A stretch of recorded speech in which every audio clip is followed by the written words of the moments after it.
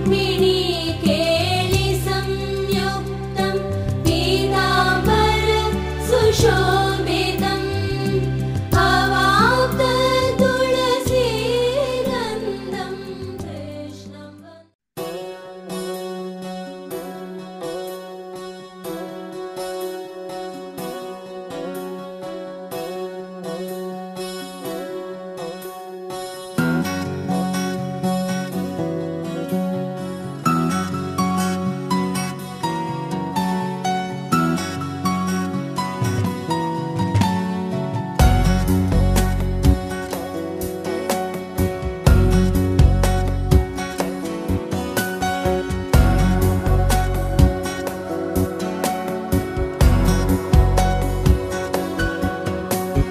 रुद्रं पशुपतिं स्थाणुं नीलकण्ठं उमापतिं नमामि शिरसा देवं किं नो मृत्यु करिष्यति नीलकण्ठं कालमूर्तिं कालज्ञं कालनाशनं नमामि शिरसा देवं किं नो मृत्यु करिष्यति नमः शिवाय सांबाय हरये परमात्मने प्रणतक्लेशनाशाय योगिनां पतये नमः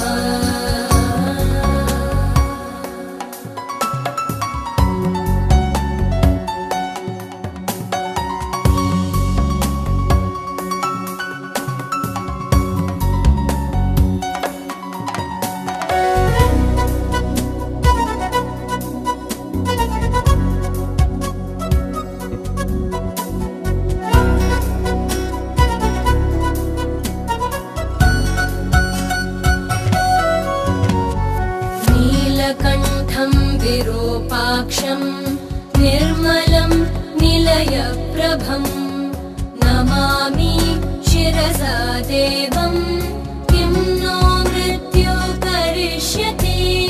वामदेवं महादेवं लोकनाथं जगद्गुरुं नमामि शिरसा देवं किं नो मृत्यु करिष्यति नमः शिवाय सांबाय हरये परमात्मने प्रणतक्लेशनाशाय योगिनां पतये नमः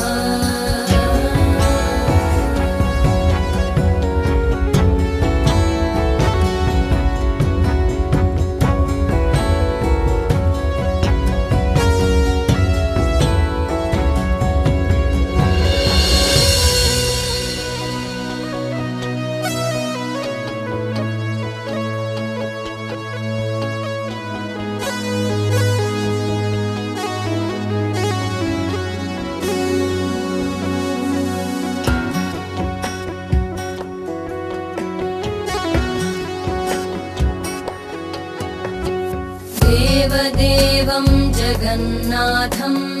देवेशं वृषभध्वजं नमामि शिरसा देवं किं नो मृत्यु करिष्यति गङ्गाधरं महादेवं सर्वाभरणभूषितं नमामि शिरसा देवं किं नो मृत्यु करिष्यति नमः शिवाय सांबाय हरये परमात्मने प्रणतक्लेशनाशाय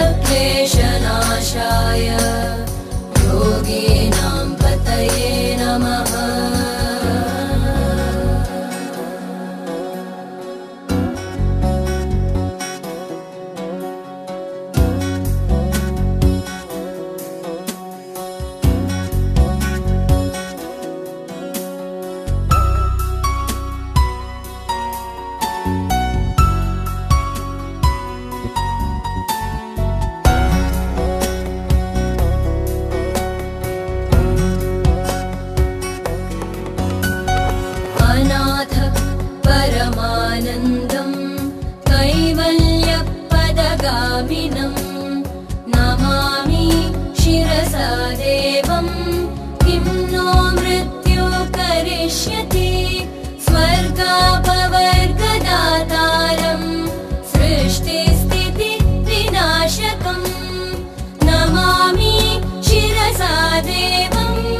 किं नो मृत्यु करिष्यति नमः शिवाय साम्बाय हरये परमात्मने प्रणतक्लेशनाशाय योगिनां पतये नमः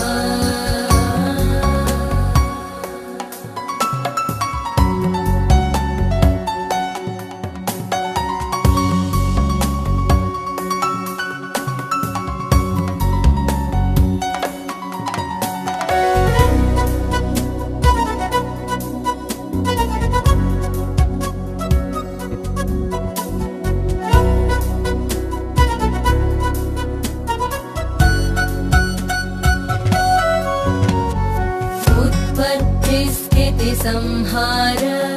कर्तारमीश्वरं गुरुं नमामि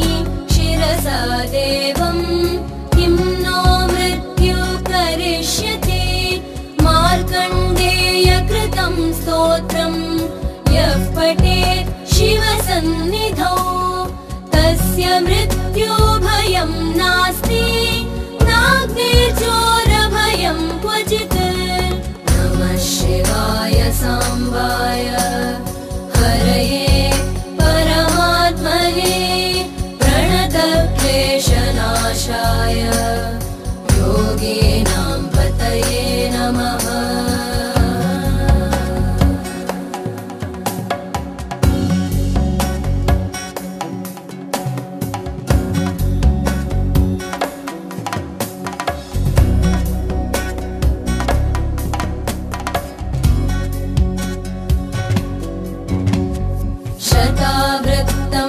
कर्तव्यं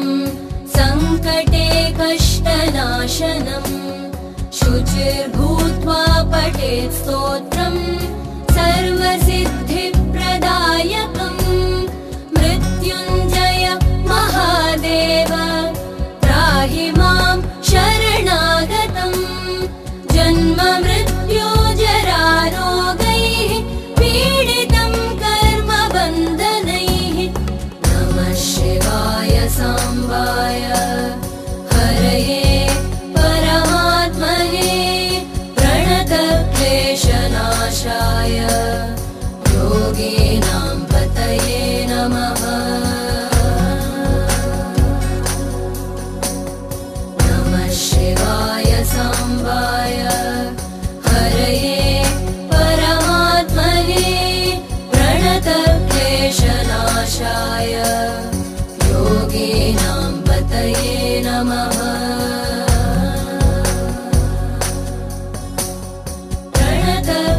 प्रणतक्लेशनाशाय योगिनां पतये नमः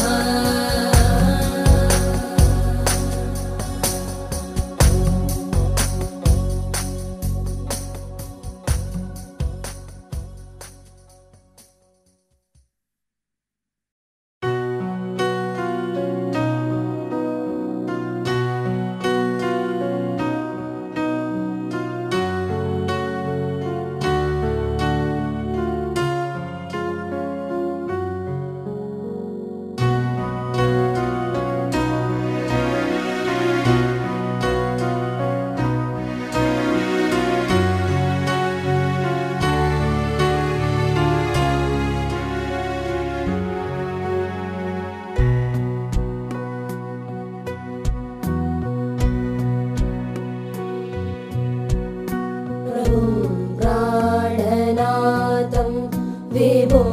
विश्वनाथं जगन्नाथ